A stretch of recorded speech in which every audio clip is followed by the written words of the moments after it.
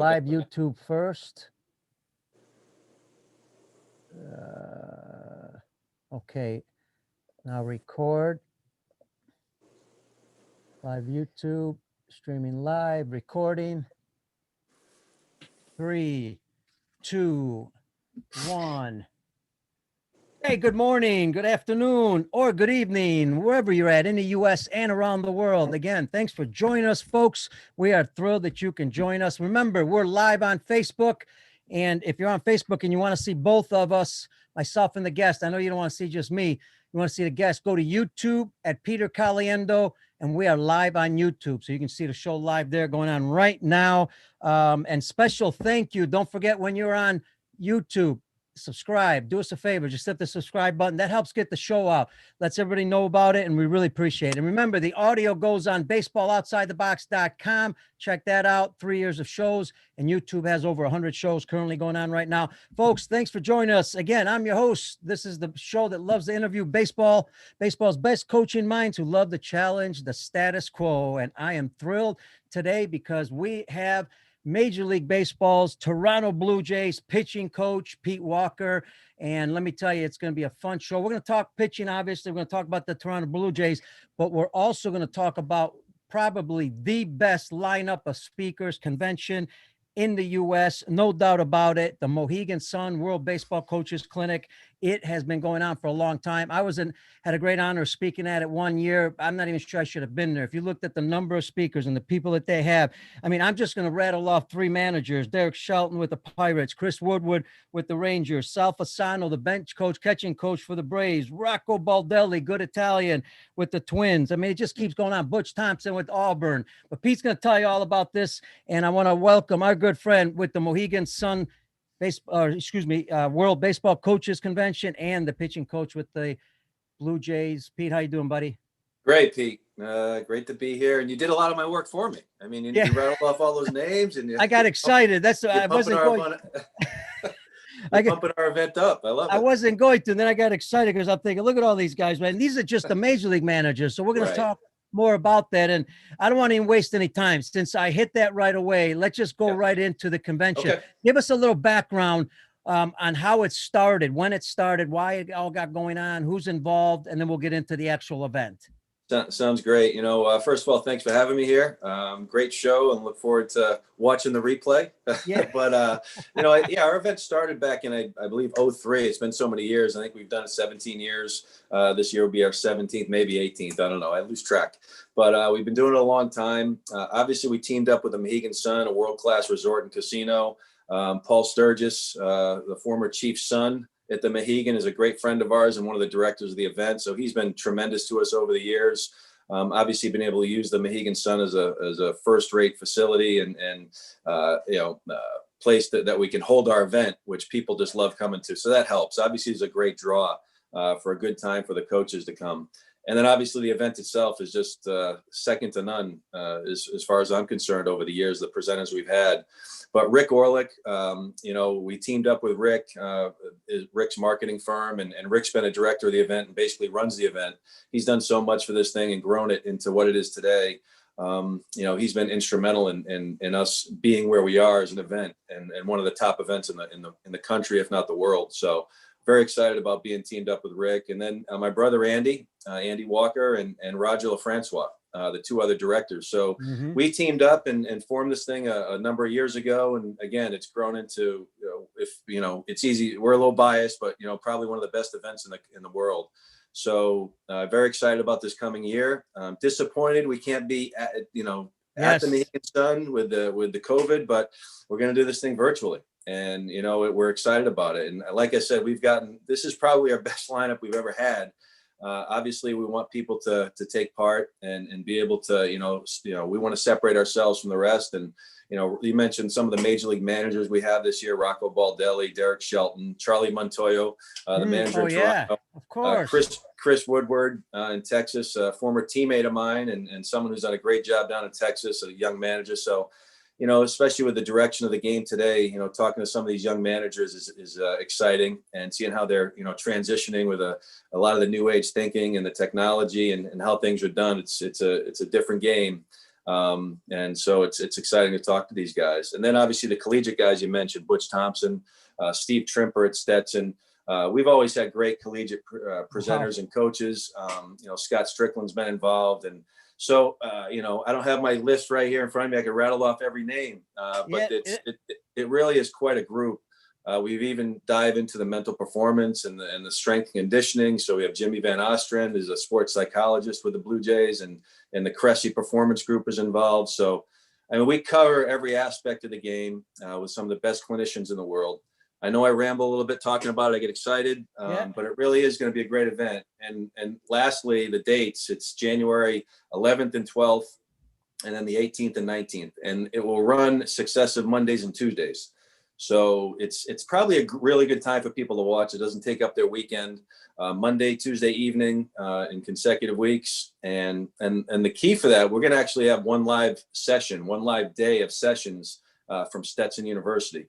So we're going to be on the field and actually with live demos and everything. So it's going to be a really neat concept.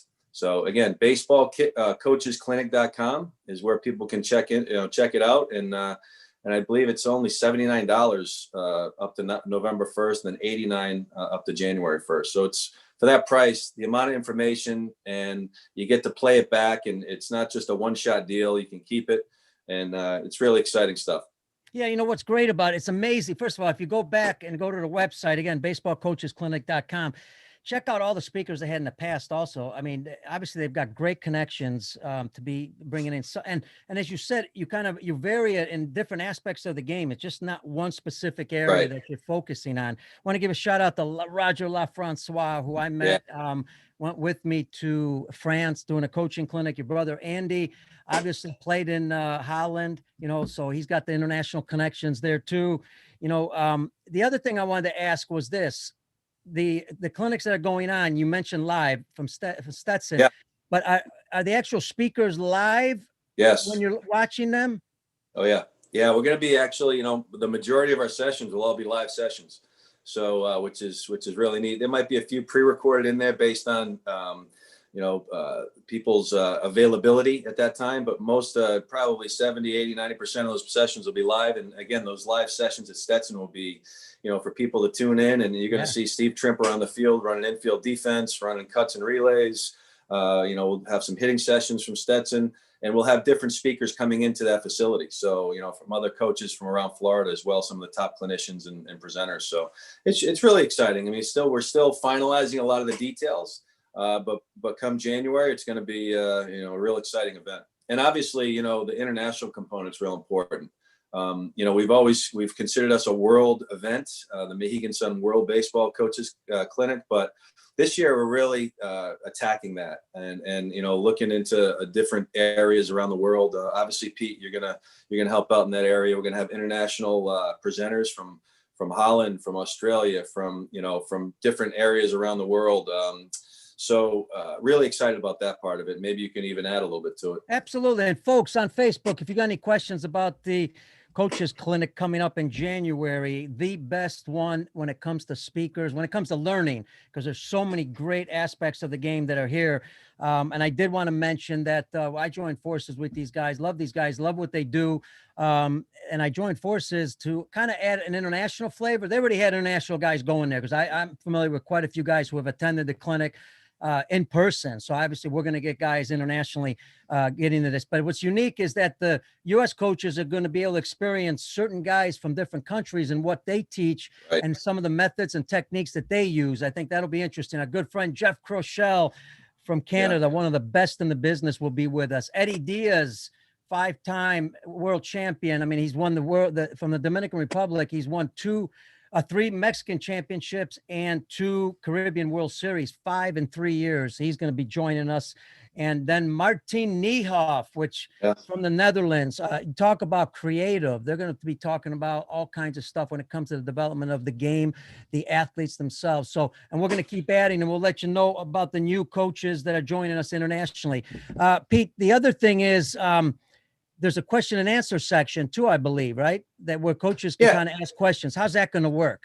Yeah, that's great. Great point. Glad you brought that up. We actually have, our sessions will be 35, 40 minutes long.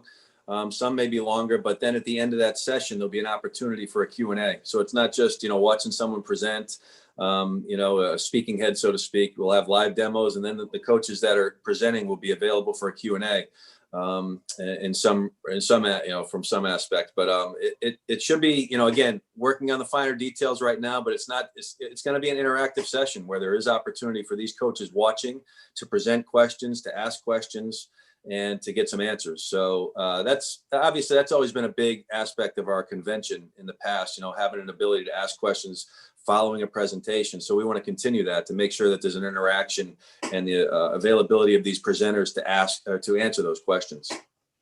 All right. Now there's a lot of clinics going on all over, you got high school clinics that go on.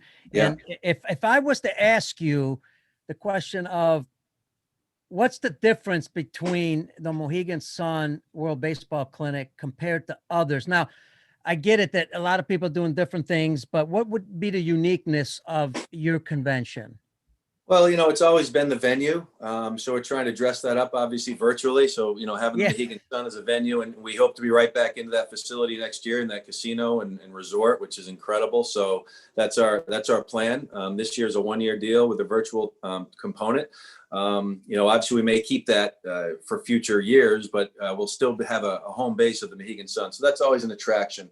But I just think it's the quality of presenters we bring in, and we research. We don't just bring in anybody. We bring guys that can present and come in and make an impact. And I think what we see is these coaches come in, and it's not just sit in a lecture hall and just listen. They'd have opportunities to interact. There's a lot of live demonstrations, which we want to continue virtually this year as well. And I think that's the key, the live demos, the drills that you can actually see and be a part of, as opposed to just sitting there watching a screen. So that's really been, I think, the separator with us. And folks, when you go to the website, baseballcoachesclinic.com, check it out. Twitter, World Baseball CC, Facebook, World Baseball Convention. They got everything listed at the top.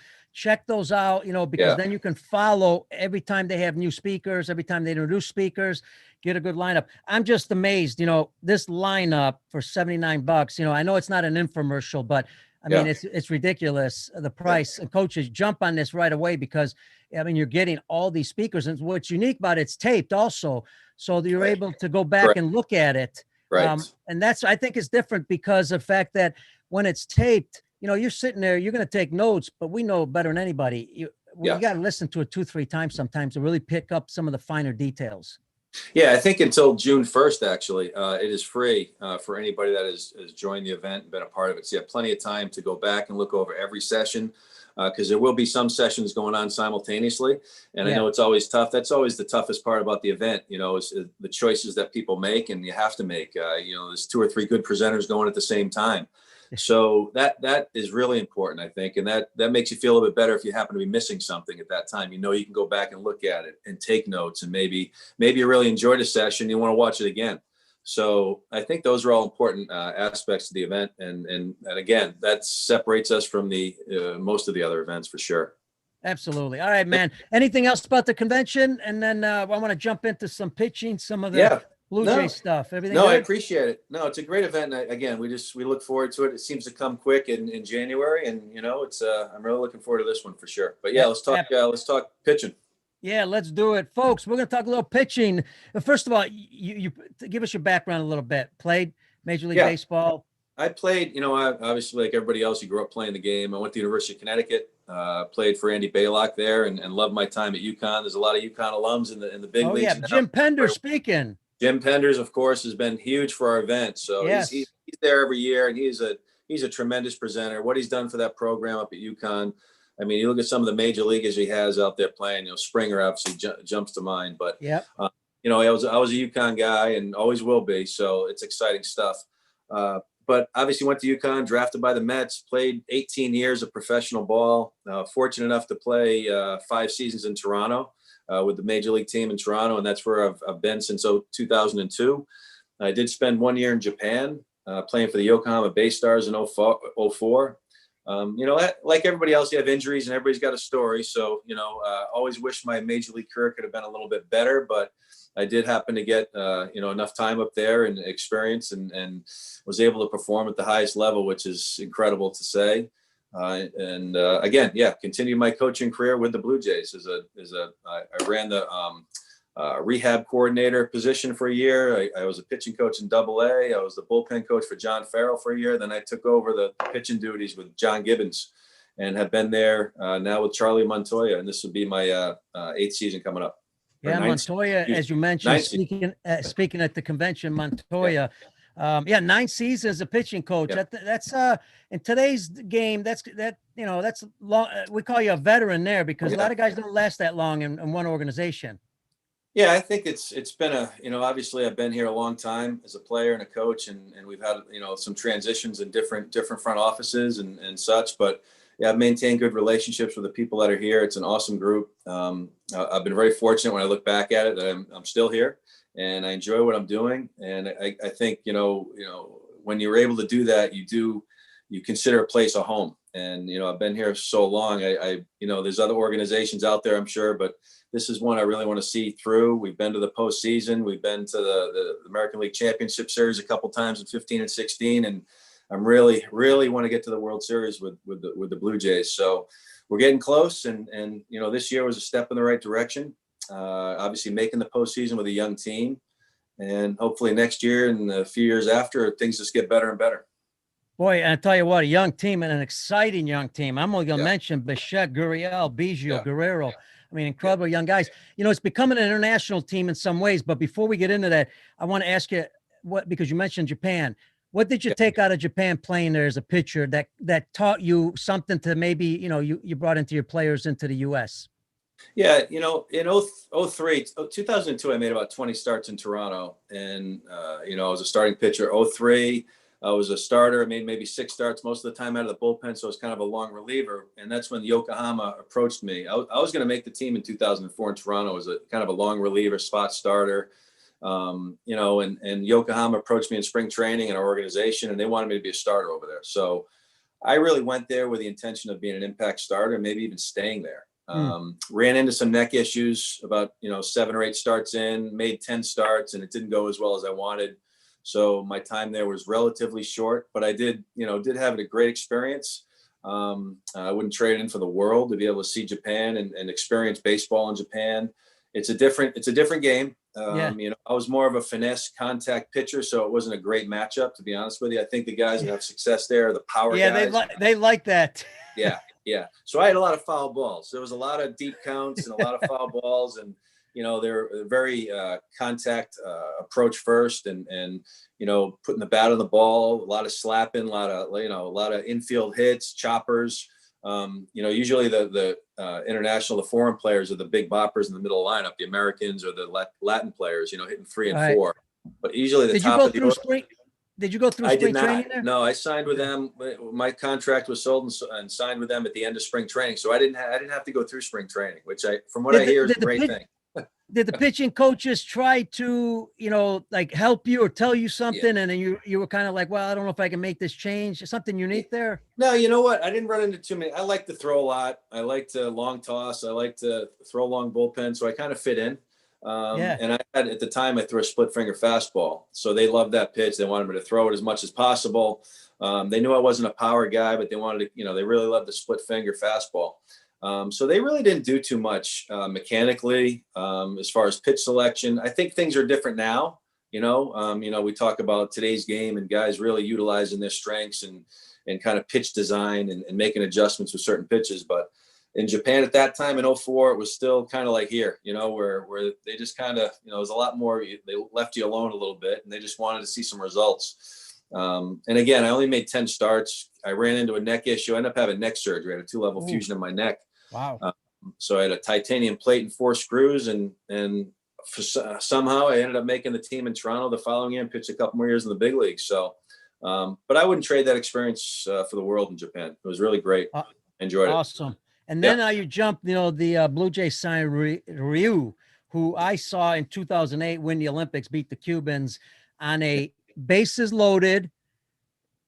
The Cubans, Korea was winning I don't exactly remember the score, but I know it was 1 run, a 3-2, and there were bases loaded. Gurriel was up. So if Gurriel hits a base hit, they're the home team. Possible, they win the Olympics. Well, amazingly, ground ball to the shortstop, double play. Korea wins the Olympics on that play, Right. bottom of the ninth. So an amazing pitcher, Ryu. What have you learned? Have you learned something from him? Yeah. Coming over here, how he does things, what unique things he does. Yeah, he's interesting. I mean, obviously he had some success in LA. So coming into Toronto, kind of being our ace right out of the chute. We kind of left him alone. I wanted him to do his thing, get comfortable. And obviously this year was a crazy year. I mean, it was not a year for anybody. It wasn't a normal spring training. Obviously we got his routine down. We had great discussions, to be honest with you. He speaks a little bit of English, but his interpreter, Brian Lee's fantastic. Loves to talk the game of pitching. Obviously I wanted to know what worked and what, what things he liked to talk about going into spring training in the season. We talked with some people in LA and kind of laid the foundation down to how we're going to approach it and work with him. But he was real easy to work with. He's a true professional, comes to the park with a plan every day, gets his throwing in, has a really good throwing program. There's a couple things mechanically that we had to keep checks on. And it was pretty basic stuff. He tends to rotate a little bit too much laterally, not staying up over the ball and getting out of his slot occasionally. So his cutters and stuff would get a little flatter. But for the most part, it was pretty simple, repeatable delivery. He knows who he is as a pitcher, which is something we really emphasize in our organization for guys to, we want to find out who they are. We want them to understand who they are and what they need to do to be successful. Obviously, Ryu knows, can change speeds, can locate his fastball, can pitch those right-handers in with a cutter, and can throw any pitch at any time. So, I think it was good for other pitchers to see him work and to see how he pitches and how he utilizes his pitches and has so much success. So he brought a lot to the table, just our pitchers, to be able to, when you get to really watch an ace or a true number one, number two starter, you just see how they work on a regular basis. So it was really good for our guys. He was a pleasure to work with. I can see that. And then, as we all know, the Asians are extremely disciplined. So what I'm curious about is his routine prior to games and even recovery. Was there something different that he did than anybody else?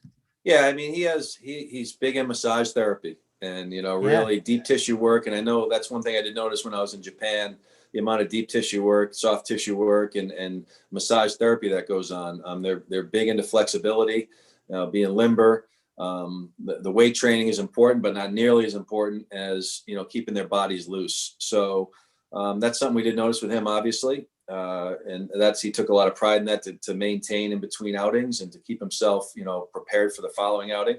Didn't throw side sessions. So, I had one other pitcher like that was Mark Burley, didn't throw sides between, so you don't get to work on things necessarily off the mound. But he's adamant about that's his program. That's how he's always done it. And obviously he's had a lot of success. So his work would be in his, finishing up playing catch and his pull downs coming in, you look at the shape of some of his pitches, but that's the one thing that he is a little bit different than most guys here. But again, Mark Burley did it, for a number of years and through 200 innings, 13 years in a row in the big leagues. So you can't really question those guys. Hey, correct me here because I'm thinking you guys get Robbie Ray from Arizona, right? Right. And here's what's unique. And look, I know sometimes it's a good change for players to go to another organization, but it almost looked like, two different guys, Robbie Ray in Arizona and Robbie Ray with Toronto. Robbie Ray really picked it up. Were there changes you had to make with him? And then the other part is, even though we say we're going to make changes with a pitcher, whatever they may be, mechanical, how easy it's during the season, how easy for them to pick it up? It's not easy. And major league coaches, pitching coaches, hitting coaches, it's tough. You work with your players all the time. Obviously, in the off season, in the minor leagues, player development, it's so much easier to make changes, major changes, especially. So in the big leagues, it's more minor changes. If there's a major makeover, it really has to be done at a alternate site or sent down to the minor leagues or in the off season. But with Robbie, we did notice, obviously he was having some arm changes, like arm slot changes in Arizona, and they were doing that on purpose. He had shortened up quite a bit. He lost his arm stroke. So coming back to Toronto, he had just started making the change back to that stroke in Arizona. So coming to us, he was starting to get a little bit more comfortable with it. But the biggest thing with him was really glove placement and not being so fine with his pitches in and out, because he was certainly, looking back at video, a little bit more wild in Arizona. So we just wanted to get him in the box and attack the zone. So it was really about pitching more up and down in the zone and using more of the plate, and letting his stuff work, because he's not really a fine pitcher. He's not going to dot it up. He's going to let it eat at 95, 96, 97. And that's what he was doing with us. And he seemed to find his rhythm. He seemed to find his slider. I think his slider can get a little big at times. So, trying to make sure we keep that nice and tight and late is important. And he had some effective outings for sure. Even his walks, he still had some walks with us, but they weren't wild walks. They weren't, where it was a foot, 2 feet away, or trying to go one side of the plate and missing on the other. It was always around the glove. So I felt really good about him on the mound. I know we used him in some different roles. We had an opener for him. We brought him in after an opener a couple of times. He also made some starts against us and had a dominating outing against the Yankees. I think he's in a position to take off again, to be honest with you. So I'm hopeful he does next year, and hopefully we have him back. The other thing is, notice I've been watching the playoffs a lot. Maybe you could help our coaches understand this. Most pitchers, it seems like in the big league, especially if they're throwing hard, are up and down. Right. They're not across as much unless they're off speed guys. Sure. That's changing, obviously, for a lot of pitchers. What else am I missing there in those plans? Well, I think one thing, obviously we didn't have a great year with walks. That was the one area that hurt us. So we're trying to get more on the plate with certain guys, and even next year will be more of an emphasis. We just don't want guys pitching behind the count, picking early. I think really, and that's baseball. That goes back forever. So that's not rocket science. It's strike one, getting ahead, and then letting your stuff work, expanding late. Yeah, but let me ask you, no, Yeah. and I want to stop you. I apologize, only because something problem. came up. When you say, because I want our coaches that are working even with young kids to understand this. Strike one doesn't necessarily mean right smack down the middle, especially in the big leagues. Now, you can get away with it in youth baseball and some other areas. Strike one could be down the middle. So kind of talk about that. Yeah, strike one can be down the middle sometimes. It depends on the hitter. It depends on their approach. Some guys are real passive early. So we know the first ball hackers. We know the guys that do a lot of damage early in the count. But if they're not a guy that does damage early in the count, and they're not a guy that swings a lot early in the count, then, hey, go ahead, take the strike. Obviously you're correct though. For guys that can do a little damage, the guys that are aggressive early, we're trying to get ahead with strike one, but it's still a pitcher's pitch. It's, it might be outer half, outer third. It might be bottom of the zone. It might be top of the zone.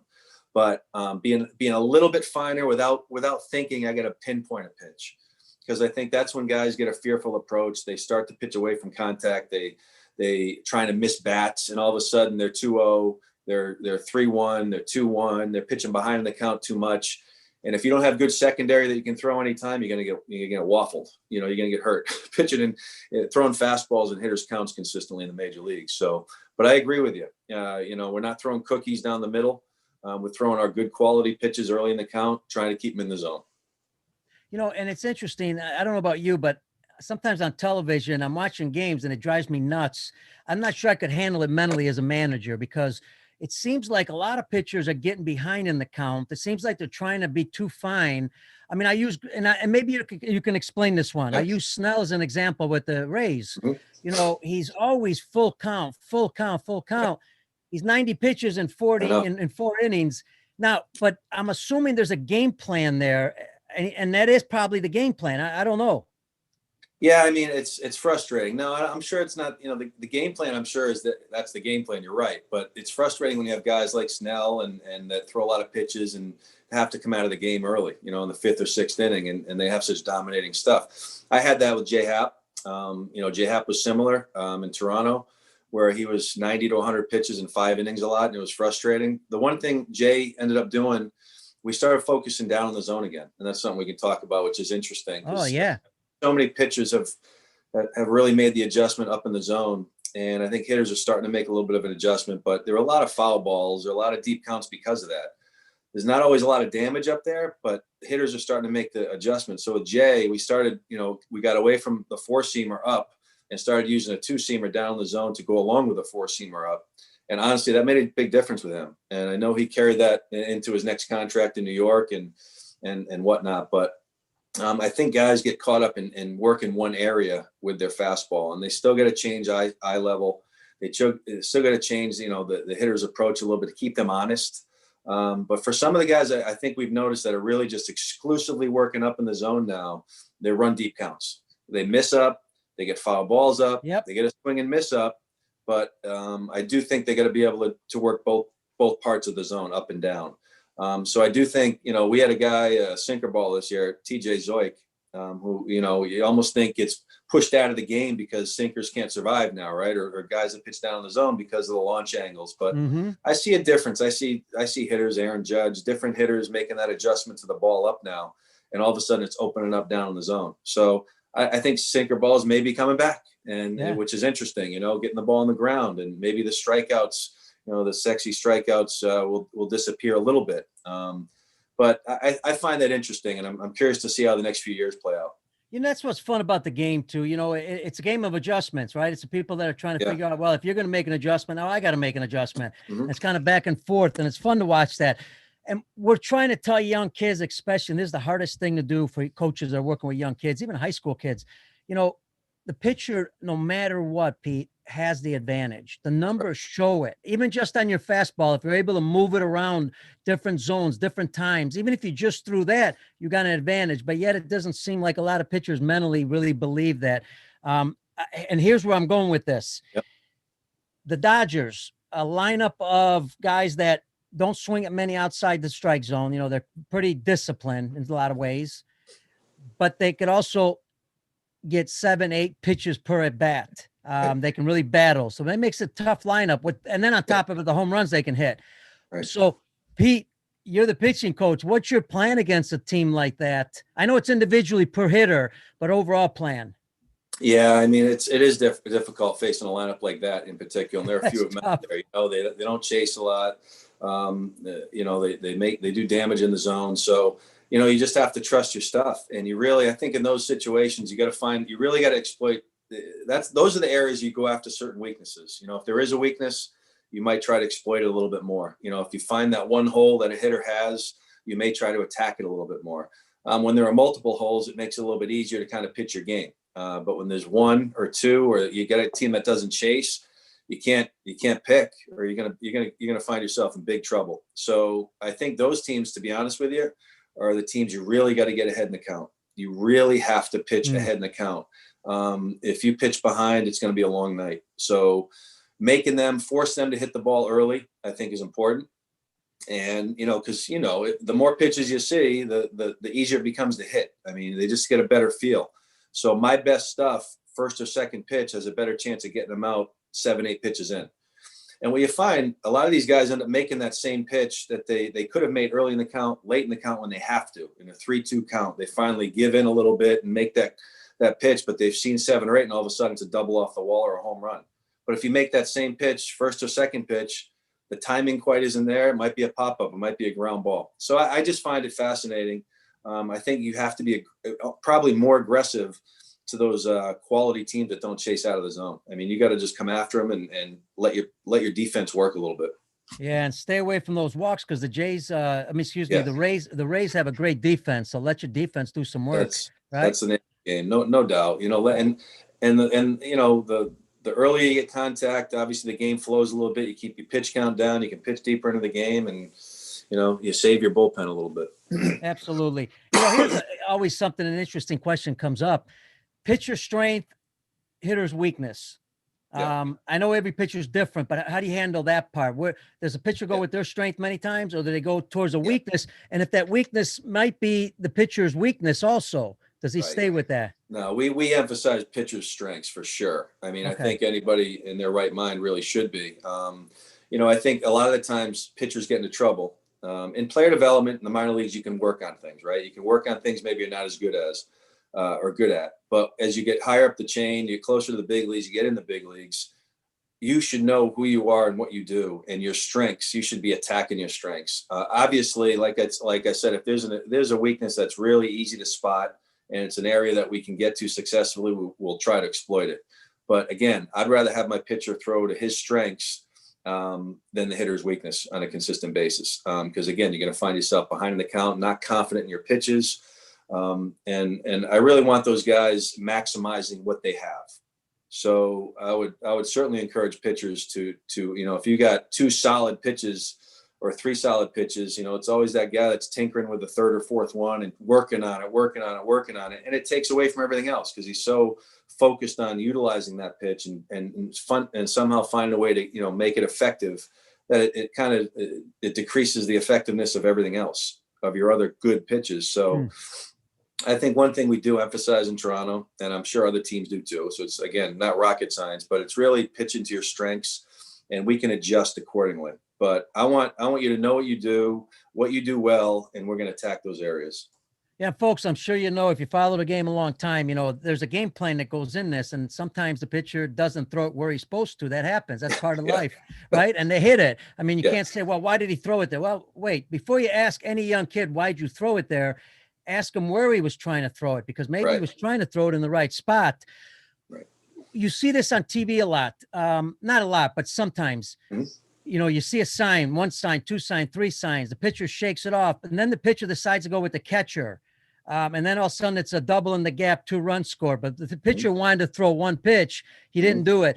Right. Who makes that decision all the time? Is there final? The pitch, it's always the pitcher's decision. I mean, ultimately it's a suggestion coming from behind the plate. It might be a strong suggestion in a certain situation, right? But it's still a pitcher's career. We give them that freedom. And that's why they all can shake at any time. Obviously going in, it's great when there's a good pitcher catcher relationship. We have a good game plan. They're rolling because it should be 1 finger pretty much with nobody on base. And that pitcher catcher's in a nice rhythm, but most of the catchers that I've dealt with haven't had an issue with a pitcher shaking. They understand that, hey, they might not have conviction in that other pitch and they feel a little bit better about this one. All right, let's go with it. So ultimately it's the pitcher's decision. You don't want a ton of shaking throughout the course of the game because it just affects the rhythm of the game and the flow of the pitcher. So that's why game planning is important and having a game plan going in. This is kind of what we want to do with this guy, 1 through 9. So they both have a good feel what they want to do. The pitcher buys in, the catcher buys in. So you kind of avoid too much shaking. But there are certainly times the catcher reads a hitter differently than the pitcher on the mound. And there might be a little bit of a difference in opinion. Yeah. And that's usually, hey, timeout. If you're really emphatic about something behind the plate, I've also told the catchers, hey, give it again. And then if they shake you again, then you're off the hook. But if you give it to them twice, you're really letting him know that I think this is the pitch you should go with. And if they shake, then, hey, then it's on him. And then there's times you got to go out and say something, I'm sure. Yeah. When you go out, it's not always about pitching, is it? No, it's not always. Most of the time it is. It can be the next hitter coming up. It can be, how we're going to approach this guy, depending on who's up next. Righty-lefty matchup type thing. Could be to give him a little bit of a blow, because he's out there for 20. Usually it's in that 20 pitch range. You'll see pitching coaches go out knowing that they don't want to go out too early. Sometimes you go out too early, 7 or 8 pitches in, and it turns into a long inning. Then you're scrambling to get a reliever ready, and you don't have the time to buy for him. So there's a method to most pitching coaches and when they go out. But usually it's in that 20 pitch range. And it's a situation where you're trying to give the pitcher a little bit of a breather to get out of the inning, or you're trying to give your reliever time to warm up. And then you could be talking, it could be mechanical. It could be a young kid that's overthrowing. It could be a young kid that's panicking a little bit because he's in a tough situation. You just want to relax him. So there are a lot of reasons to go out. Sometimes to talk to the catcher, to mix up signs. So with, multiple guys on base. So there are a number of reasons to go out, but typically it's in that 20 pitch range, to give the pitcher a breather. Great stuff. Any advice on when you go out there, maybe some things you shouldn't say to the pitcher? That's interesting. Especially for our younger coaches, younger guys working with young kids. Yeah, no, I honestly, for those coaches, I obviously negative thoughts. I'm big on positive thinking and always can get out of it. Any pitcher I've ever talked to, hey, you're 1 pitch away.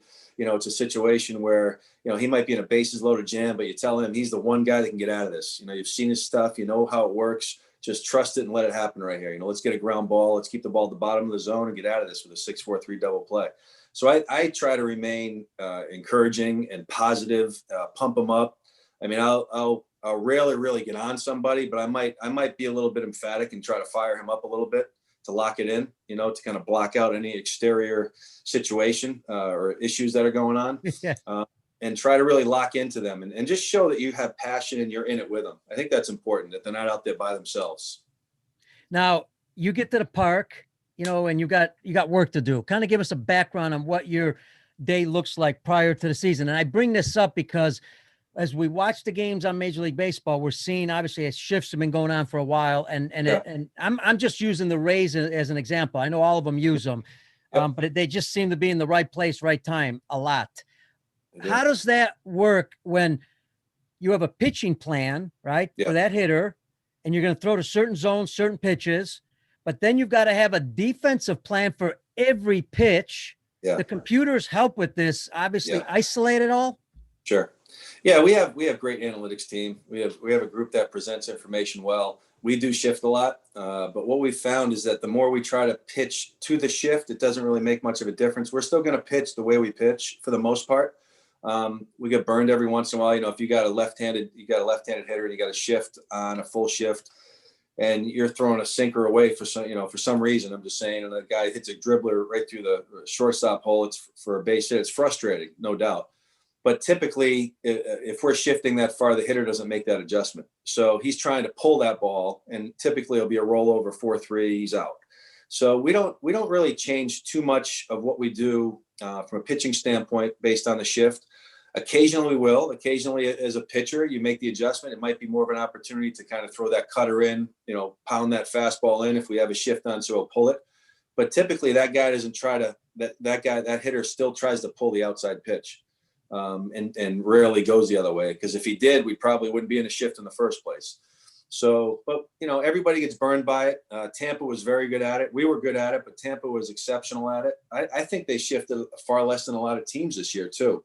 From what I heard, when you look at the number of shifts through the course of the season, but they did seem to be in the right position a lot. So they do a really good job with it.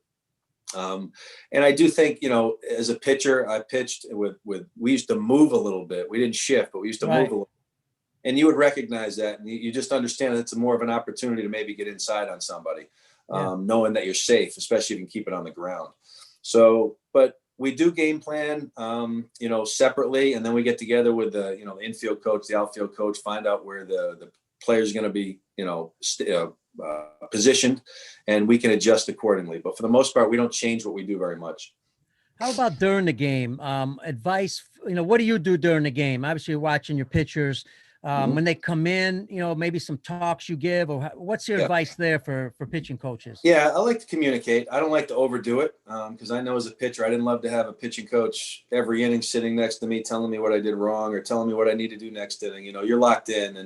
And I would say most major league coaches aren't like that, and the minor leagues as well. I think in college is a little bit more control of everything that they do, which is a little different, but I wish there was a little more freedom there for these guys to learn how to pitch as opposed to being told what to do all the time.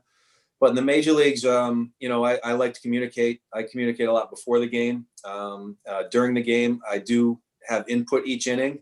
It can be quick. It can be a couple of words. It can be a sit down. It can be, talking about particular hitters. So some pitchers like to talk and communicate a lot more. You got to kind of know your guy.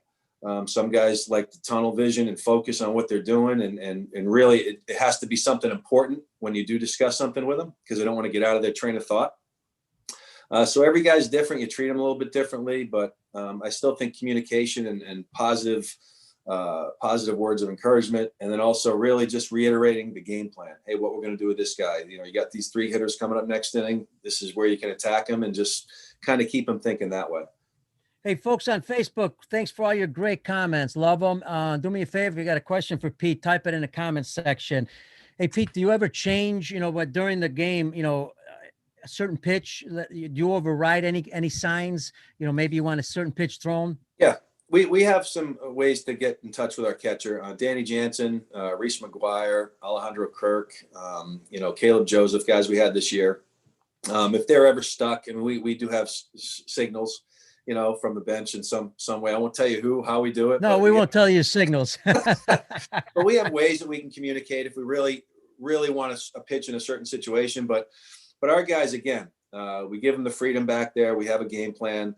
I don't want them being so caught up in having to do everything right that they can't function.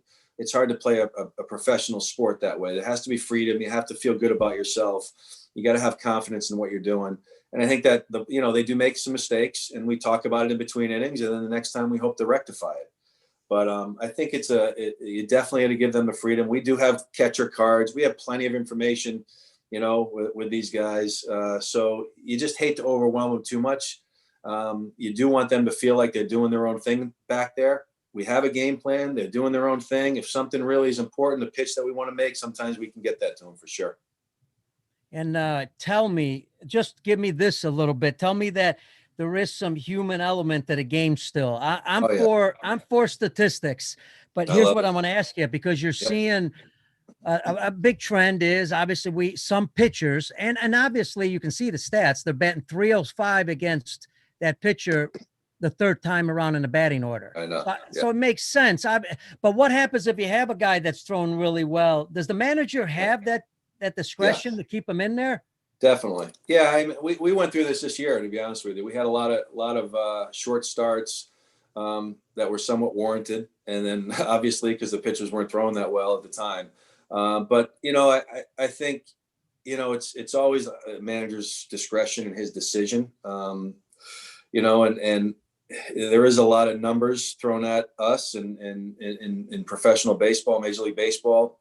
And you'd be a fool not to look at them for sure and utilize them. But I consider it all a tool. We get that information, we sift through it. We have the ability to do what we want to do. Our front office is fantastic from that aspect. We have tremendous people working in our analytics group. So it's eye-opening when you do get certain information. It's like, wow, all right, geez, we'll take a look at that. Yeah. When a sinker's just not working. I mean, obviously you get feel and if someone's struggling on the mound, but maybe one particular pitch is getting hit a little bit harder than another pitch. And then maybe the next side session you can work on it, or we just move on from it and try to utilize the things that he's doing well. So we get great information. But when it comes to in-game decisions, I think every dugout in the big leagues, the manager does have the final say. It's just that the information is so pertinent, and sometimes it makes sense that it's easy to follow. I think it is, everybody misses the days of 9 innings and complete games and pitchers going deep. And I do too. I got to be honest with you. I do too. It was fun. I think it was 15 or 16. I think we led the American League in quality starts, so that means our starters were going 6+ innings, giving up 3 runs or less. I think we had 106, 110, something crazy.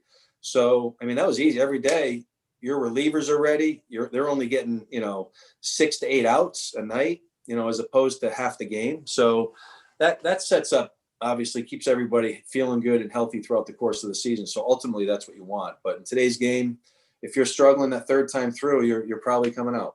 You know what? And I'm all for it. Don't get me wrong. I bring it up because I want our audience to understand it better. When I was at Mickey Baseball School with young kids, we would always throw, pitcher 2 innings, 1 inning, 2 innings, 3 innings. We'd mix it up because we didn't want everybody else to see that pitcher too long. So we get this is never going to happen. At least you could say this for sure. I'm going to have Denny McClain on the show next week. 1968. Perfect.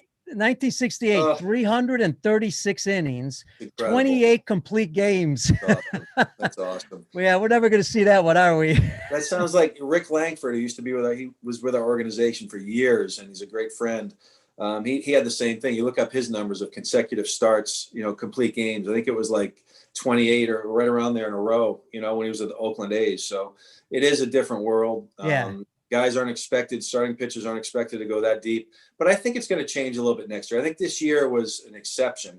Yeah. I know we've seen that trend happening, but I think when you get back to 162 games and you only got a 26-man roster, you got 7 or 8 relievers down there, the starting pitchers are going to have to go deeper. So, I mean, that's the way it is. So I think managers will be pushing those guys maybe through the third time through a little bit more next year. Yeah, no, I agree. This year was a unique, and with the coronavirus, the other thing, 60 games, guys were getting rushed to, come back and start pitching. You couldn't throw those guys that long, that early. Right. Here we have a question, but let me see. Bob Hirschfield asked the value, and we got about 10 more minutes, Pete. So, the value of a 1-1 pitch, he's asking. Yeah. Obviously winning those counts, those leverage counts, 1-1, 2-2. Like I said, getting ahead in the count's huge, but obviously if you can 1-1 go to 1-2, you're in the driver's seat. We know that. So that is a huge count and something we talk about. And it's frustrating when you're consistently 2-1. So I couldn't agree more. I think strike one's important, but I think when pitchers get to that 1-1 count, I'm curious what level he's at, if he coaches and what level it's at. But that swing count is the count for me. So again, I remember a while back, Casey Jansen was in our organization, and we used to talk about that all the time. The importance of that 1-1 count. So that's something we still express. And I think in that situation, you're going with your best pitch, and you're throwing a strike, and because you get to 1-2, foul ball, swing and miss, called strike, you really are. We know you're in the driver's seat. You got a real good opportunity to get that hitter out. So I think if you're talking to your young pitchers. You express getting ahead in the count, of course, but 1-1 is a count to win. And I think if they had that in their head as a pitcher, that's going to make a difference through the course of the game, especially starting pitchers. I'm not saying it's important relievers too, but sure. Sometimes the game's on the line with them, so they got to be a little bit finer in those situations. But a starting pitcher should be winning the 1-1 count every time. Prior our conversation we had right before this, I forgot to mention, I listened to television today, and one of the announcers said, well, the Dodgers just hope that, Kershaw can go at least 4 or 5 innings. That's the other thing. You never used to hear that. I mean, a Hall of Famer, and you're saying that I hope he can go 4 innings. Right. It's a different game, as you mentioned. What about if I was to say what's unique, your best pitchers in the game, starting pitchers? Yeah. What they show you, do they show you that they have more than one pitch they can throw in behind in the count? Is that priority one? I think so. I think you look at the best pitchers in the game. Obviously, they have power to their game, probably when you think of the Garrett Coles and the Verlanders, but they can also throw their breaking stuff anytime they want. And I think that's really critical. And the confidence to throw it anytime they want. They can locate their fastball. I think fastball command is still the most important thing. You can have good secondary stuff, but you need to command your fastball. I mean, I talk to Pat Henkin all the time. He's with the Blue Jays, and he's fantastic with our young pitchers as well. But really being able to command your there've been times like, you watch a bullpen with a young kid and he's got great stuff, but he's just all over the place. Like this kid's he's got to figure a way to throw strikes and get the ball where he wants to, or he's never going to advance. You can have the best stuff in the world, but if you can't command your fastball, you're in trouble. So that to me is still number one. But then obviously these elite starters can all throw their breaking stuff or their changeup or some kind of secondary pitch anytime. And they can. So if they're behind 2-1, they still feel like they're in the driver's seat. They don't feel like their confidence isn't shaken, so to speak. Mm-hmm. So I do think secondary stuff anytime, fastball command. And then the last thing is still being able to pitch inside in today's game. I think it's a lost art. Guys that can do it effectively, guys that have arm guards on and they're covered from head to toe with the shields and they're just they're not afraid. Hitters are just digging in, and that's where the game is a little bit different. But pitchers still need to be able to locate their fastball in for a strike, in for a ball, and then in to move somebody. And I think that's a big part of the game that's lost. And I think, you look at the way pitchers do pitch inside, it's not as effective as it used to be. Interesting. And Bob Hirschfield, by the way, said on your response, that solid response. Thank you. Couple more things. Something you hear a lot is spin rate, whether it be on a curveball or fastball. And that's all great. I think it's great to measure all that stuff so it becomes better. But what are some methods? Are there some methods? I mean, you still got to be able to train to get better spin rate. Yeah, no, I think there are some methods which increase it. I mean, we've seen that for grips, utilizing the seams better, getting their fingers in a better position. So those are the ways we do it. And sometimes we are able to increase some spin rates. But I think, what we do well, and I'm sure other teams are out there, that use different technology. We try to let the pitcher understand a little bit what's going on and how we're utilizing this technology, and then they can kind of see some results. But what we don't want is them to just fall in love with whatever it is and just that's all they think about, and get away from pitching. Because, when you're in a key situation, nobody cares if you're at 2,400 or 2,200. If you're spin rate, they could care less. It's about getting it out in that situation. So what you don't want is pitchers to rely on that kind of stuff. You want them to feel it, understand it, use it as a tool. But then when it's game time, it's go out and pitch. And that's something we express on a daily basis. Something you're seeing also in Major League Baseball pitchers is, the changeup used to be thrown, with the circle change. And I know working with young kids, we always use 3 fingers because young kids don't have, big enough fingers. But a lot of big league guys now are going to 3-finger changeups. Yeah, it's a comfortable grip. It keeps the rotation the way they want. It gets a little bit more vertical drop. They find. So yeah, I mean, there's certainly still different ways to throw different pitches. And I think every guy, it depends on his arm action, his release. And then you work off his fastball, because you want to keep some a similar rotation. But you do definitely want more vertical drop and maybe a little ball speed off of it as well. So there are different ways you can kill ball speed, deeper grip, a little shorter stride, taking a little bit off, in that area. But, for the most part, there are different ways to grip the ball for a changeup, for a breaking ball. And it's really just what's comfortable to that individual. And then you can use certain technology, Rapsodo and such, to kind of find a way to get the spin you're looking for and the actual release you're looking for. Yeah, to measure to see if you're doing it right. Correct. And folks, you probably wonder, remember your eyes don't pick up things like these high-speed cameras do. So obviously that helps. Yeah, interesting to find out the 3-batter rule. How's it been? How do you like it? You think we ought to keep it?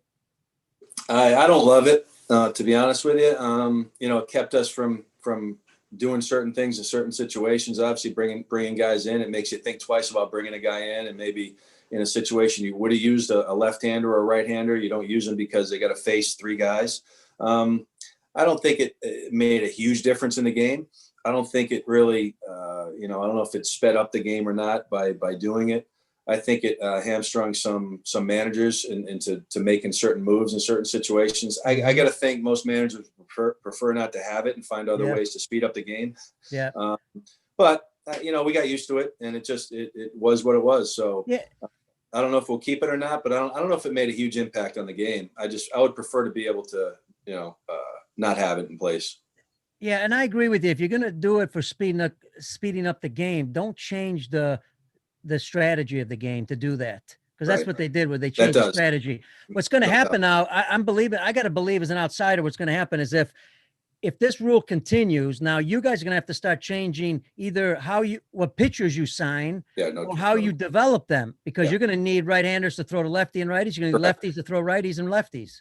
Correct. That's what happened this year. And that's how we looked at spring training going into the season. The left-handers need to be able to get right-handers out. They need to have a decent changeup or a breaking ball that gets right-handers out. They have to have enough on their fastball to get right-handers out. So that's vice versa. Same with right-handers. Yeah. So you're going to take not necessarily a righty or lefty. You're going to take your best 7 or 8 relievers that can get both sides out. And that's, and it might push some lefties out, but it also might push some righties out, that strictly just get right-handers out. So, and you see those guys too, that are real dominant numbers against right-handers because they got a nasty slider or whatever, but they struggle against left-handers. So it puts both those guys in a tough position. That's why I'd prefer not to have it. But if they continue with it, you'll see that happen more and more. Hey, what's been the consensus on runners on second base in the regular season? A runner on second base, extra innings. Extra innings. Oh, I think guys loved it, to be honest with you. I don't mind it. We were in a lot of them, to be honest with you. I think we led all of baseball in extra inning games. So, really? So we were in the thick of it, and it seemed like every game was a tight game, and we were concerned about extra innings. The one good thing about it is you don't burn your bullpen, which we would have this year in a big way. You just hate to lose that game. But it does, we learned a lot about strategy, what we thought might happen, didn't happen, and what we thought, and vice versa, with guys bunting, not bunting, whether the visiting team, the home team. So I think we learned a lot about the strategy. So if they did keep it, I think we'd be in a good place. But I didn't mind it. And I think most of the coaches felt the same way. And I think the players didn't mind also. So I think that's a keeper. All right, Pete, you've been great, man. The last one, and it's going to switch to your hitters a little bit. Okay. When you, because I'm just interested in when you talk about Guerrero, Bijou, Gurriel, Bichette, Yeah. some of these young guys that have come up, just doing really well. I'm just curious. We all know they got talent, obviously, hand-eye coordination, they might athleticism, and all that. What else makes them special that you've seen? Why they've been so successful in a short period of time? Well, obviously they come from their family tree's pretty good, so I think they grew up around the game. They know the game, they know what they can do. Every one of them is professional. They're great teammates. They pick each other up. They push each other. They control the strike zone. I think of Bichette and Biggio. Gurriel's kind of the quiet one that comes along, and nobody talks about him much, but the kid's a hitter. He has great at bats, and I think he's going to really have a huge year next year. But they just come to the yard to win, and they expect to win, and they're just not scared. They're fearless when they play.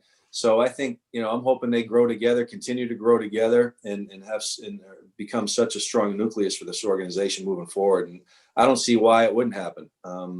They're, like I said, they're gamers, and they push each other, and I think they're all just tapping the surface right now as to what they can do.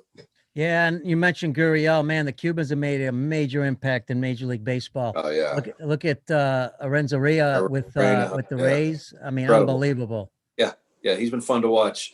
It's a great story watching this World Series play out and the performance that he's put on, and it should be an interesting World Series between those two teams. It's gonna be a lot of fun. And for your coaches out there, if you look at the Cuban hitters, I've been lucky to be there 9 times, seen them a lot. You just notice they're very quiet at home plate. It's just it's a little leg lift or it's a knee, cock, and they work on their timing. They're just explosive. They're very good at what they do. Pete, this has been awesome, man. I know you got other things to do other than be on Baseball Outside the Box all day. No, this is great. This has been a lot of fun. Anytime. Hey, okay, finally. Mohegan Sun World Baseball Clinic. Give us the dates one more time. We'll put everything on the show notes, and we're going to be promoting it big time. All right, you got January 11th and 12th, and then the 18th and 19th, which is a Monday and Tuesday. And it's baseballcoachesclinic.com, and it should be a great event, and really, really look forward to everybody being there and being a part of it and keeping this great event going.